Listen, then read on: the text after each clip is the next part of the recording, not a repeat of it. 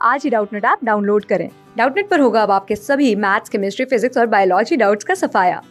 बस अपने क्वेश्चन की फोटो खींचो, उसे क्रॉप करो और तुरंत वीडियो सोल्यूशन पाओ। Download now. हेलो स्टूडेंट, तो हमारा क्वेश्चन क्या कह रहा है कि हमसे कह रहा है कि how many lines of symmetry are there in an isosceles triangle. ठीक है, तो हमें बताना है कि एक आइसोसेलेस ट्रायंगल में कितने लाइन ऑफ सिमेट्री होंगे। ठीक है, तो पहले हम अपना आइसोसेलेस ट्रायंगल देख लेते हैं। ठीक है, तो लेट कर लिया कि सपोज कर लिया कि ये एक हमारा आइसोसेलेस ट्रायंगल है। ठीक है, इसकी नेमिंग दे देते हैं ए, बी और सी। ठीक है, आइसोसेलेस ट्रायंगल की डेफिनेशन क्या होती है कि दो साइड आपस में इक्वल होते हैं और उनके दो एंगल आपस में इक्वल होते हैं। तो हम लेट कर लेते हैं कि ए सी और ए बी जो है आपस में इक्वल है। Right, A C is equals to A B है और ये दोनों एंगल आपस में इक्वल है। राइट, एंगल सी जो है वो है एंगल बी के इक्वल। ठीक है, राइट, तो ये एक आइसोसेलेस ट्रायंगल हो गया। ठीक है, ये साइड डिफरेंट होगी। ठीक, तो यहां से हमारे पास ये ट्रायंगल आ गया। अब लाइन ऑफ सिमेट्री का क्या मतलब होता है कि लाइन ऑफ सिमेट्री हम ये ऐसे कह सकते हैं कि इमेजिनरी लाइन जो जब हम उस लाइन के थ्रू किसी इमेज को फोल्ड करते हैं तो जो उस इमेज के दोनों हाफ होंगे वो एकदम एग्जैक्टली मैच कर जाए, तो वो जो लाइन होगी जिस लाइन के थ्रू हम उस इमेज को फोल्ड कर रहे हैं वो हमारी लाइन ऑफ सिमेट्री हो जाएगी। मतलब वो लाइन जिससे हमें एक मिरर इमेज मिल जाए उस ऑब्जेक्ट की या किसी शेप की। ठीक है, तो वो लाइन ऑफ सिमेट्री होगी। ठीक, तो अगर हम आइसोसेलेस ट्रायंगल में लाइन ऑफ सिमेट्री डालें, ठीक है, तो अब यहाँ पे हमें ये पता है कि ये दो साइड इक्वल है, ये तो इनके इक्वल है नहीं। अगर ये इनके इक्वल हो जाती तो ये इक्विवेलेंट ट्रायंगल हो जाता।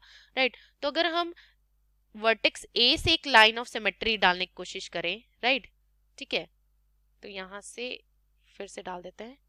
वर्टेक्स ए से एक लाइन ऑफ सिमेट्री हम यहाँ पे डालते हैं। ठीक है, राइट, तो देखो अब ये साइड ये शेप और ये शेप आपस में इक्वल होना चाहिए। राइट, ठीक है, तो यहां से अगर हम देखेंगे तो ये परपेंडिकुलर लाइन है तो ये एंगल आपस में इक्वल है, ये एंगल आपस में इक्वल है।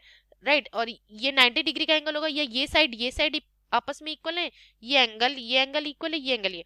तो ठीक है, तो यहां से हम ये कह सकते ए सी एल और ए बी एल जो होंगे वो क्या हो जाएंगे, कॉन्ग्रुएंस रूल से इक्विवेलेंट हो जाएंगे। राइट, ठीक है, तो यहाँ से ये आ गया। तो मतलब ये हमारी लाइन ऑफ सिमेट्री होगी, ये A L line of symmetry होगी।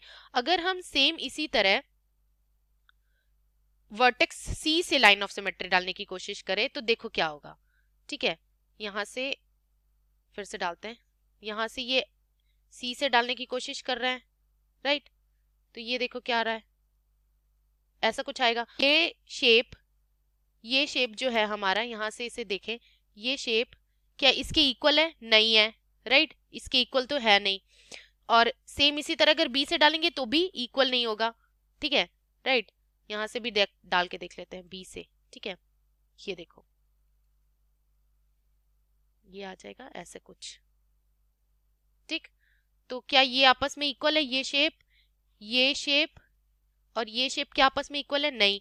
राइट, तो यहां से हम कह सकते हैं कि सिर्फ हमारी कितनी लाइन ऑफ सिमेट्री होंगी, ये वाली, ये ही एक हमारी इकलौती लाइन ऑफ सिमेट्री होंगी, ये हमारी लाइन ऑफ सिमेट्री नहीं होंगी। ठीक है, तो यहां से हम कह सकते हैं कि isosceles triangle has only one line of symmetry. Right, तो यहां से हम लिख देते हैं अपना answer, isosceles triangle has only one line of symmetry। ठीक है, तो यही अपना आंसर हो जाएगा। ठीक है, थैंक यू। क्लास 6 से 12 से लेके नीट, IIT, जेईई मेंस और एडवांस के लेवल तक 10 मिलियन से ज्यादा स्टूडेंट्स का भरोसा। आज ही डाउनलोड करें डाउटनेट ऐप या व्हाट्सएप कीजिए अपने डाउट्स 8400 400 400 पर।